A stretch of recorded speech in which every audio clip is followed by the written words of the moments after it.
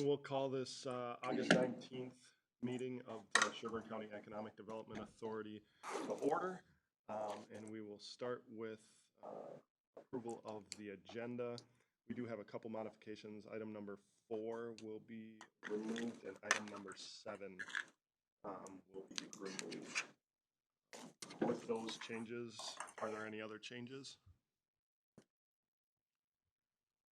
Hearing none, I'd be open to a motion to approve the agenda. Make that motion. Motion by Rayanne. Do I have a second? Second, Laura. Second from Laura. Any further discussion? Hearing none, all in favor say aye. Aye. All opposed, same sign. Agenda passes. All right, now we will move on to approval of the July 15th meeting minutes. Those were in your packet. I'd be open to a motion on the minutes. I will make the motion to approve the July 15th EDA minutes. We have a motion from Ken. Do we have a second? Second from Andy. Any further discussion? Hearing none, all in favor say aye. Aye. All opposed, same sign. Minutes pass. All right, now we will move on to the new number 4 on our agenda, which is the Sherburne County Parks update. And Gina Hugo is here to present to us. Dan, are you going to kick it off or right to Gina? I can, yeah. I'll just introduce Gina. She came to us about, has it been 2 years now? Yep. 2 years. And anytime we do a survey, parks are always really important, really high on the list, and it's definitely an impact on economic development. You want to have places to go and people, your kids to a place to run around. And we've been doing a lot of improvements with parks, so I thought it'd be a good time to bring Gina and kind of talk about what she's been working on the last couple of years. Thanks, Dan. So, yeah, my name is Gina Hugo. I came on board 2 years ago and 2 months and actually 2 days. I started on the 17th of a month, so 2, 2, and 2. And I'm But you weren't foreign to us, because you were. No.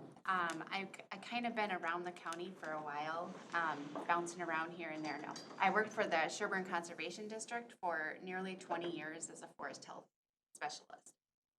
So I was very familiar with the county park system, and it seemed like a good fit, and it's been a really beautiful transition so far. I'm really glad for the opportunity to be with you today. Thanks for sharing your meeting with me. I can't wait to talk to you about the great things that I've been privileged to do since coming on board here. Our parks are very much nature-centric. They're kind of a best-kept secret. I think the people that frequent them would like them to stay a best-kept secret because they actually provide some of the best opportunities for calm and solitude and meaningful connection to nature while being physically active. We really prioritize sound, sustainable land management of our natural spaces to promote and maximize biodiversity and make the plant communities healthy, because that's what draws people, is the beautiful scenery. And that's actually our mission statement, to provide or to positively impact the community by providing outdoor recreational opportunities while protecting and preserving the environment. And while what we do does have a positive impact on people and the environment, it's gratifying to see the quantifiable data that says it has a positive impact on economic development. And here's a few examples. In 2017, it was determined that the local spending by park agencies actually produced over $4 billion in economic activity and more than 28,000 jobs and over $1 billion in labor income. Regional parks spur tourism. People go to regional parks and they stop at gas stations, they eat in restaurants, and they stop at stores and spend money. An economic analysis in Hennepin County determined that for every additional percent of open space, the property values for private property were 0.02% higher. So for like a $200,000 home, it would be $400 more. And for an individual property owner, that's really a negligible impact on their property tax statement. But added up over an entire county, that's a source of revenue. So kind of fun to share that. So our county park system includes 4 parks and a trail, over 400 acres and over 10 miles of trail. We have the four parks are spread geographically really, really nicely. And then we have one trail, it is pointer there. It is a section of the Great Northern Trail, which is a historic railroad bed, and I'll get to more details on each park. I'm going to take you on a virtual tour. Starting with Island View Park, that's near St. Cloud on the Mississippi River. It was named for its view of an island in the Mississippi River. Very creative. And it's probably our newest park acquisition. I think it was in the early 2000s that it was purchased. It is 70 plus acres. I think it's 76 now. There was a land acquisition recently to fill in a gap. So this does provide carry and water access on the Mississippi River, and it's really popular with paddlers. It's heavily used by Clearwater Outfitters during the summer. They have over 50 trips a week going in and out, getting picked up or dropped off. So really, really well used. We also have, since last year, adding another 23 acres of native prairie. There's a total of 45 acres of restored prairie with paths meandering around, 2 miles of trail in this park, used by the local community very heavily for physical activity, running. And then Oak Savannah Park is located in Becker, and this is on the property that was donated by the Cox family in the late 1990s. And this could possibly be my very favorite of our parks. It's 160 acres, and it's very, very special because it's home to an imperiled habitat. If you've ever heard of Oak Savannah, there's less than 1% of 1% of the original Oak Savannah left. It's one of the most imperiled habitats in the world. And this park happens to be home to Dry Barrens Oak Savannah, which is a subset of that. And there are 13 species that have been documented on this property that are actually endangered. So it's a very special place that we put a lot of effort into protecting and managing appropriately. This is also our only park that accommodates equestrian use, and that is groomed for cross-country skiing. We have 4.5 miles of trail at this park, and it shares the boundary with the Sherburne History Center. You can see on the map, the History Center is right down here, and the historic Fox House is about here. So because this has the imperiled habitat, we had the opportunity to partner on a project cost shared through the Lessard Sam Outdoor Heritage Committee. That's Clean Water, Land, and Legacy funding. We received $300,000 to implement a habitat enhancement project in 2019.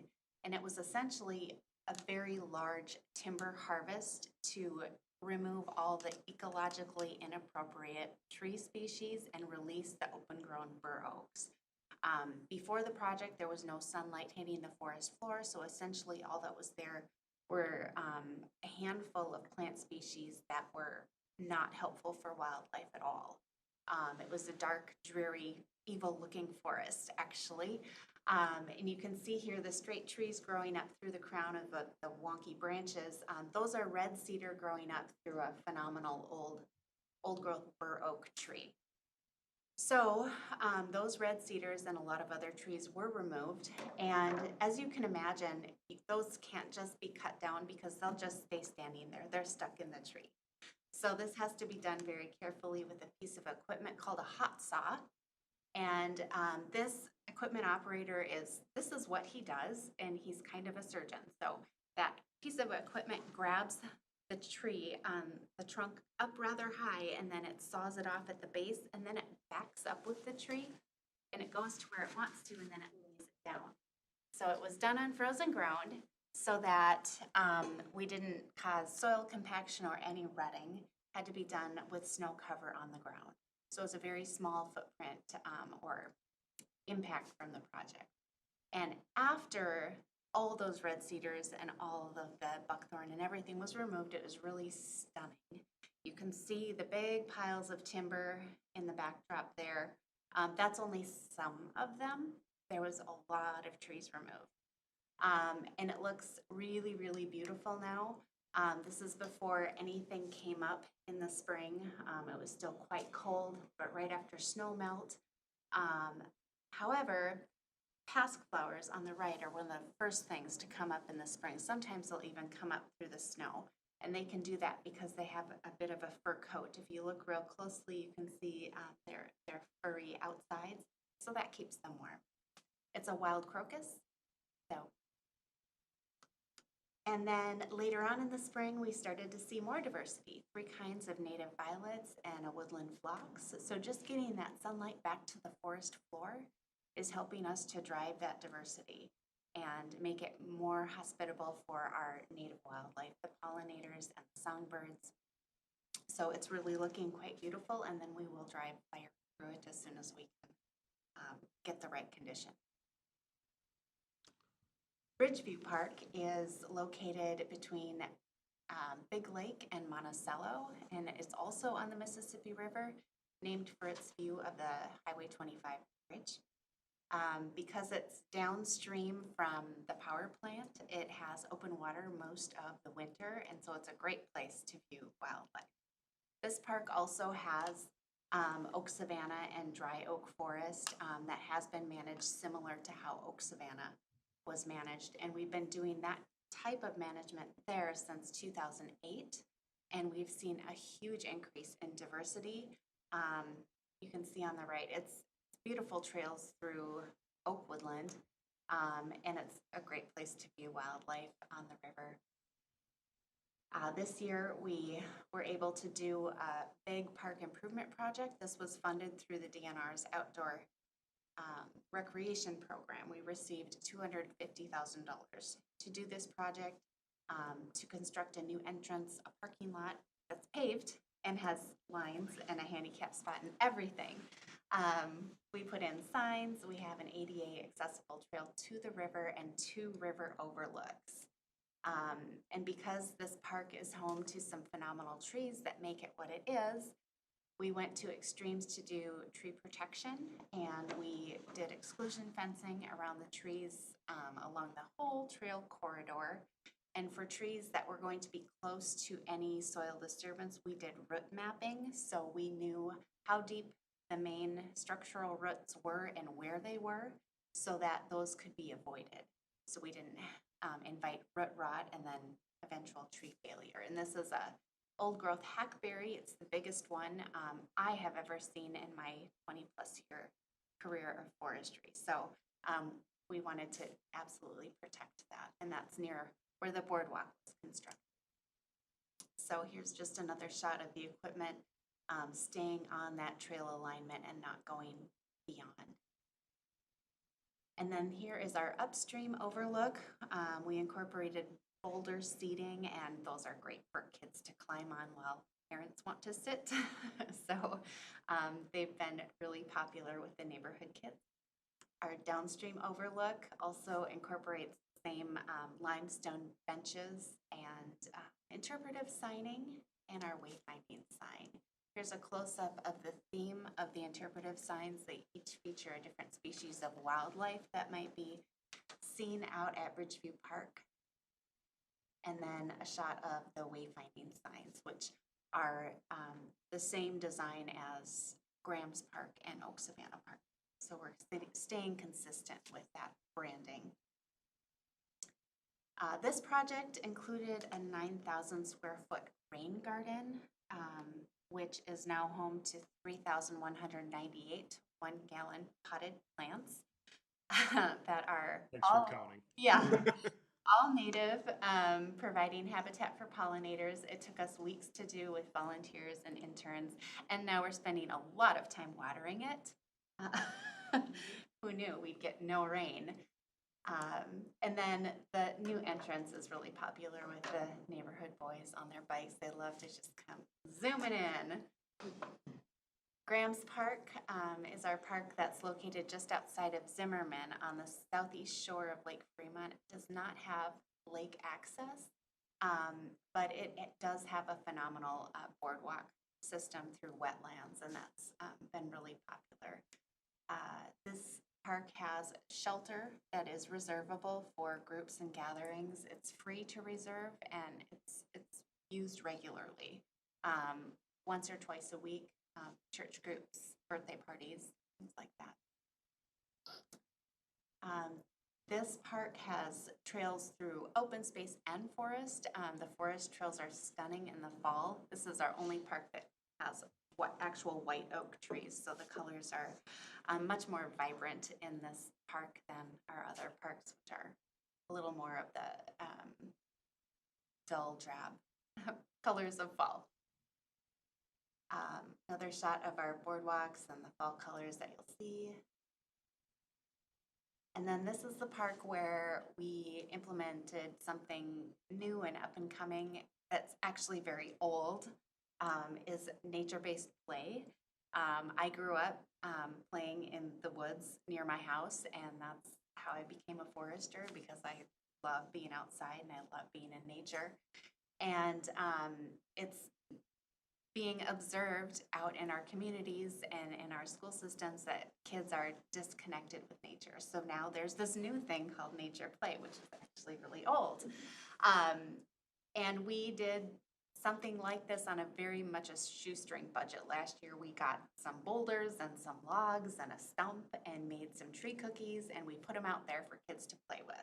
And we did a little bit of education for the parents, prompting them with, do you remember when you were a kid? Did you ever dig a hole to China? Did you ever pretend you were a bear? Things like that, to kind of get them in the mindset. And it's a place where kids can not just play in nature, but play with nature. It was hugely popular. People loved it. We can't keep the tree cookies in stock because kids ought to take them home, which is what we want. That's great.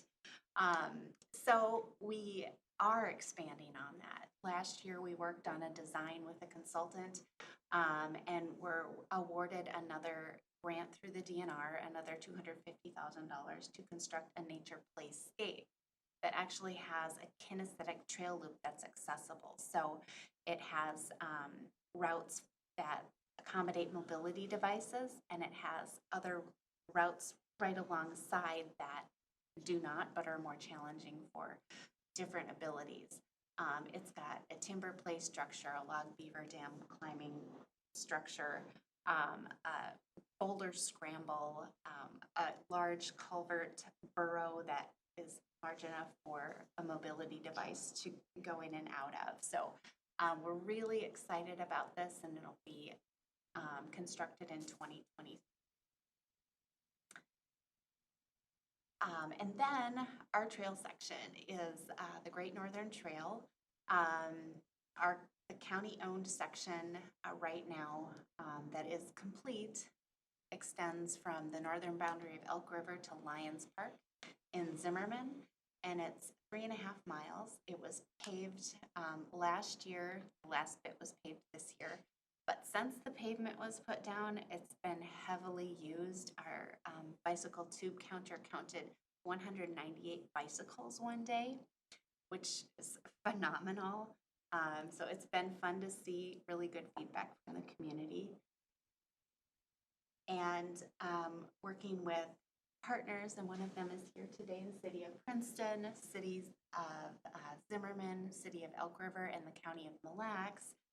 We are working on expanding the Great Northern Trail to be a regional trail all the way to Malacca. So this summer we did a public engagement effort that included an online survey and an in-person event. We had really good participation, and from that we now have an idea of what type of alignment and what type of concerns the community has. So we'll be moving forward in the partnership to develop a master plan for the trail alignment, and then work on getting it done. Yeah, the hard part, right? This was a lot of fun. This year we did a pilot project. We were funded through the State Health Improvement Partnership, and Sherburne County granted us funding to do a story stroll program in our parks. We partnered with Great River Regional Library and the City of Elk River. And essentially this idea is taking large books, deconstructing them, laminating them, and posting them along a trail. So this was done in conjunction with the regional library's summer reading program. So it shared the theme of Reading Colors My World.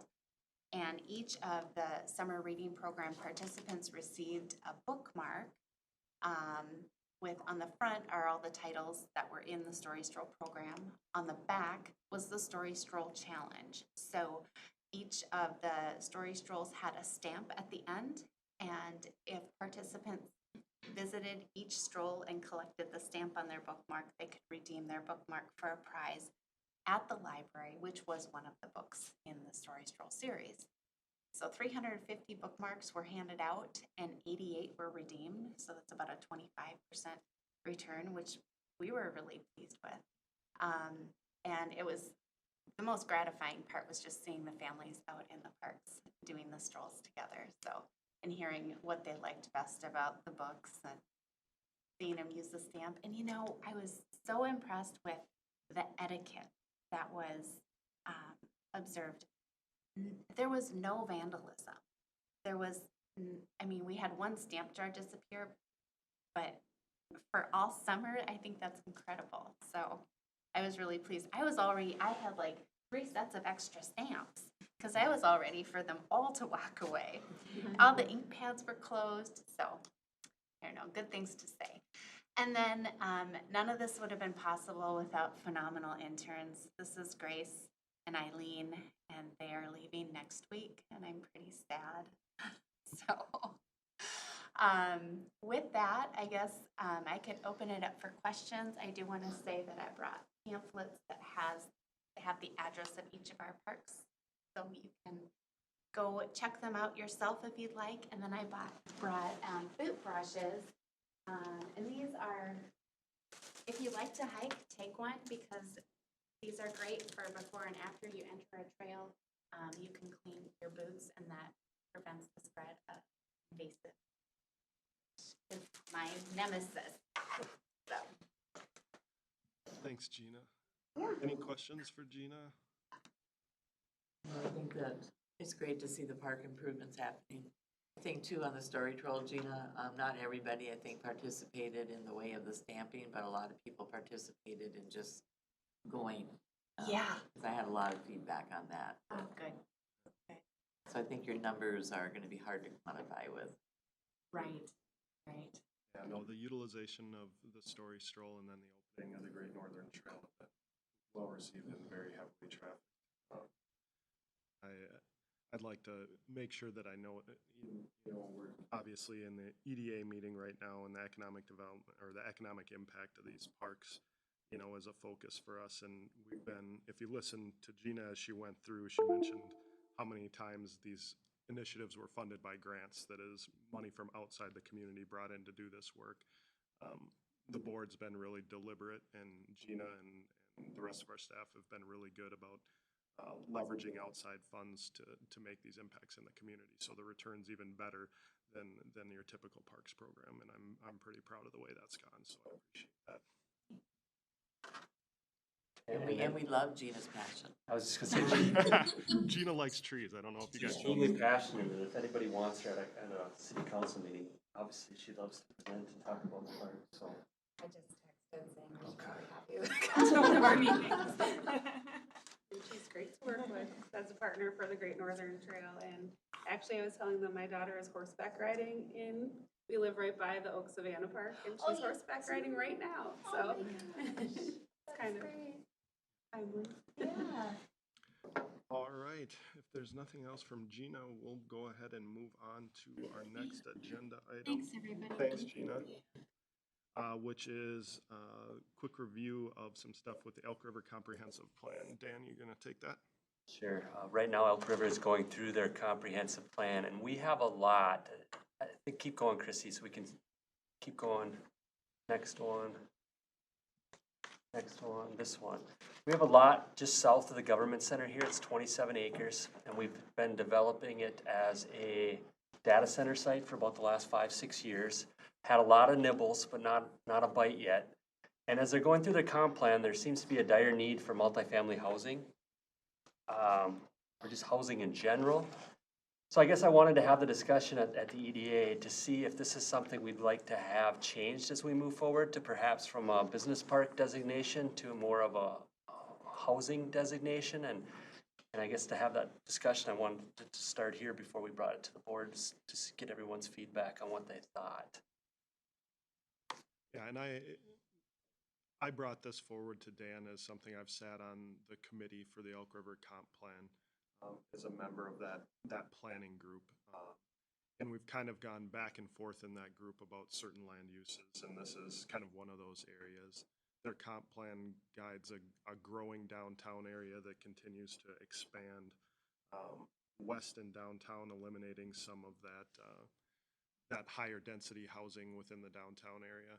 And then as Dan mentioned, we've had a lot of activity on this lot for what it's guided for right now, but there's certain things that stand in our way, makes us slightly less competitive with that lot for that use that stood in our way, one of them being energy costs. Elk River Municipal Utilities is phenomenal. However, when you're competing against electric rates from Connexus and Excel for data center sites, it gets pretty tough, and that's a huge determining factor. So I just wanted to open up the discussion on whether we feel as an EDA that it's a higher likelihood of development and a development in high density housing that we think would be more beneficial to the community. And as you can see, the south side backs up to the street and trail system. There's residential directly south of the street, and there's residential directly to the east of the property as well. So it's kind of a nice transition piece. That's kind of my 2 cents on it. I just wanted to have the discussion here. Obviously, I've been involved with it for about a year and a half, or about a year on the comp plan end of it, and obviously been trying to develop it since I've been on the board. So, And Christy, can you scroll up so you can see the current designation? I think I highlighted it on there. The business park there, I guess it's tough to see, but it is in your packet of what the current uses would be under that business park designation. On that 27 acres, about how many apartment buildings or townhouses or condos or whatever could be built on that? a lot. Yeah. Especially if you go vertical, so. Yeah, depending on what concept would get brought forward by a developer, it could be pretty substantial.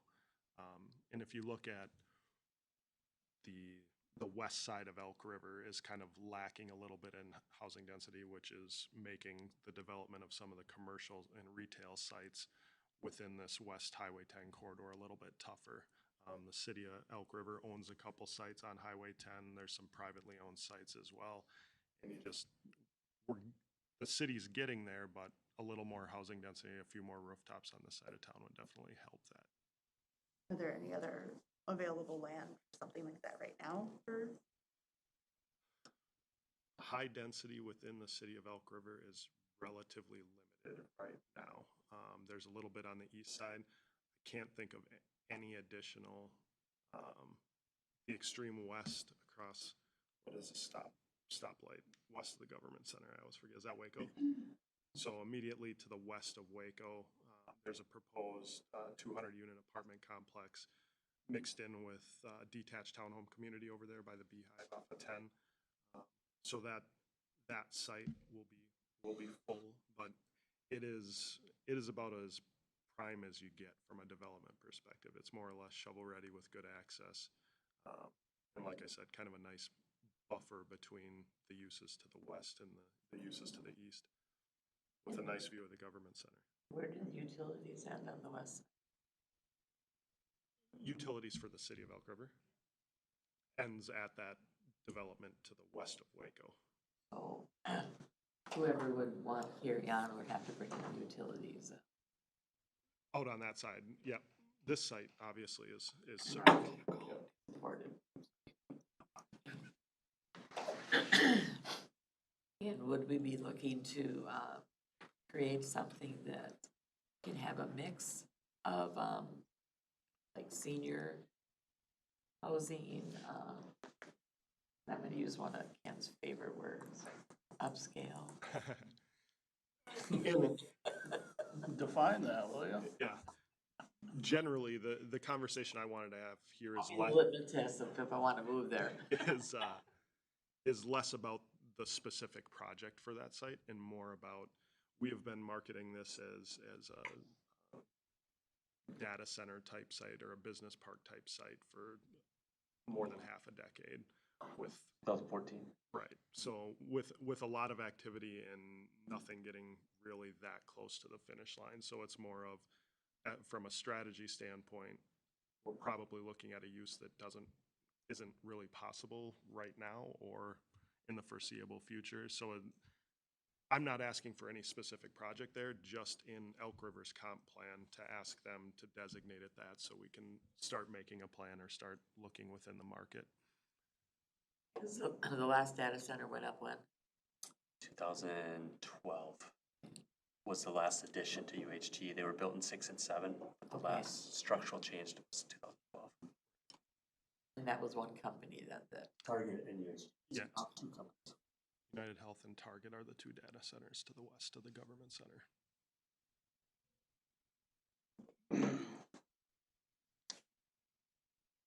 Well, the more the government can get out of the way and allow the private market to dictate the use is, I think, 9 times out of 10 beneficial, as long as, you know, the new usage isn't impeding on anybody's existing property rights. And, if those criteria are met, then, and the market is calling for housing, then get out of the way.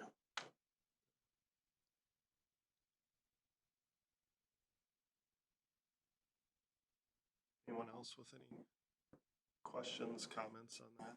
You guys want to comment at all? I think Commissioner Dolan, I think that kind of probably sums it up a little bit. I'm fairly new in my role. And Yeah, why don't you introduce yourself? Sure. Brent O'Neill is my name. I started a couple months ago as the Economic Development Director for the city of Elk River. So it's kind of interesting timing to absorb what's going on with the comp plan as well, but I know through a housing study that's been done by us a couple years ago, and then I know the county has done one as well, kind of more, again, comprehensive to the city as a whole. There has been some need identified for the number of units we need, and then specifically the type of units that might be desired. Again, some of that senior housing, some of that's multifamily, to get that proper mix in the community. Absolutely. And this is only, again, this is only the EDA's recommendation to the board and the board's recommendation to the city. So the city's ultimately making the decision on what their comp plan and how it guides the city. We just want our comments to be folded into that. And overall, sitting on that, I think everything aligns with every initiative our EDA, HRA, and board has had to date. And this is the one outlier where I thought that we needed to give a little more input before they adopt it next month or this month. The adoption of the comp, I think it's September. Yeah, so. I concur with what I think Ken summed it up very well. We probably want a motion and a vote to send that recommendation forward to the board. So if there's anybody that'd be open to making the motion to suggest the change in zoning guidance, land use guidance for that parcel, I'd be open to it. Is there specific wording you want on that, or? I'll make the motion to make a recommendation to all partnering authorities to change proposed usage of the 27 acres currently county owned. Sufficient? Yep, to high density residential guidance. That's your motion. That's my motion. All right, we got a motion from Ken. Do we have a second? I'll second. Second from Andy. Any further discussion? Seeing none, all in favor say aye. Aye. All opposed, same sign. Motion passes. You got that to send it up the flagpole, Dan? Cool. Yeah, 7. All right. Awesome. All right, we will move on to the new number 5, 6. It's 8 on your agenda, county tax abatement policy review, and Dan's gonna lead that. I was, yeah, Tim, I would really like Tim Syme here for the discussion. Okay. From the legal perspective, and he had to step out for an emergency issue, Okay. so. I know we had a pretty full agenda when we talked, and how are we gonna get this in? And then cancel, so. No, and I that's, guess I'd push that off to where Tim can be part of that discussion. okay, and that makes a lot of sense, and I don't think there's anything in our conversations, I don't think there's necessarily anything super time sensitive or pressing. Not at all. Within Not that, at all. so, we'll go ahead and move that to a future agenda. That brings us to the end of our agenda for today. Next meeting, September 16th. And I will go ahead and adjourn. Thanks, everyone. So next meeting,